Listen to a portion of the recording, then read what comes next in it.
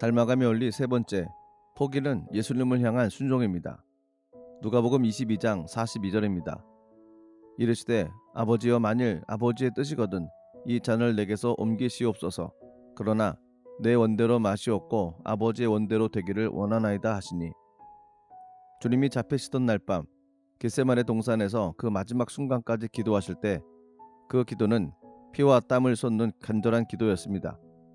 사람으로서 예수님은 십자가에서 온몸이 찢기는 고통을 당하고 물과 피를 다 쏟으며 자신의 생명을 내주어야 하는 그 상황을 벗어나고 싶었을지도 모릅니다.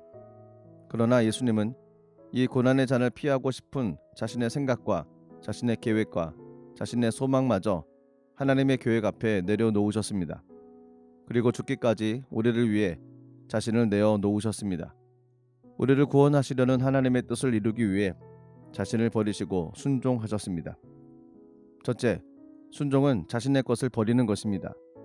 군대에 가면 옷이 바뀌고 언어가 바뀌며 머리는 짧게 자릅니다. 그 이유는 단 한 가지, 그가 바로 국민을 보호하고 나라를 지켜야 하는 군인이기 때문입니다.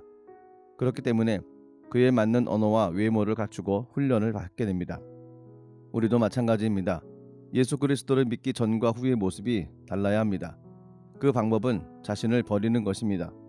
나의 아집과 자존심, 욕심, 그리고 나의 생각과 나의 계획을 버려야 합니다. 하나님의 뜻을 따르는 순종은 결탄코 자신을 버리지 않고서는 불가능한 것임을 알아야 합니다. 둘째, 순종은 아버지의 뜻을 아는 것입니다. 수많은 사람들이 예수님의 이름으로 귀신을 쫓아내고 권능을 행하고 선지자 노릇하였지만 예수님은 그들을 도무지 알지 못한다고 말씀합니다. 왜냐하면 그들은 예수님의 뜻과 목적과는 상관없는 사람들이었기 때문입니다. 그러므로 우리가 온전히 예수님의 뜻에 순종하는 삶을 살기 위해서는 먼저 그분의 뜻이 무엇인지 알고 분별해야 합니다. 그리고 하나님의 선하시고 기뻐하시고 온전하신 뜻을 따라 살아야 합니다. 셋째, 순종은 아버지의 뜻을 실천하는 것입니다.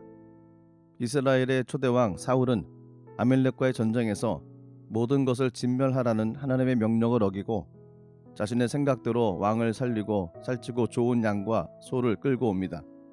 이로 인해 사울은 하나님으로부터 버림을 받고 다윗이 이스라엘의 왕으로 기름 부음을 받게 됩니다. 하나님이 바라시는 순종은 하나님의 뜻대로 향하는 것임을 잊지 말아야 합니다. 성경이 보여주는 순종의 원리는 단순합니다. 하나님의 뜻대로 행하는 것입니다. 자신의 생각을 버리는 것입니다. 하나님의 뜻을 자신의 생각대로 판단하고 덧붙이거나 빼지 않는 것이 바로 순종입니다. 그렇습니다. 자신을 포기할 때 하나님께 순종할 수 있으며 하나님의 놀라운 축복을 경험할 수 있습니다. 오늘도 주님의 뜻을 따라 순종의 열매를 맺으시는 복된 날 되시기를 기도드립니다.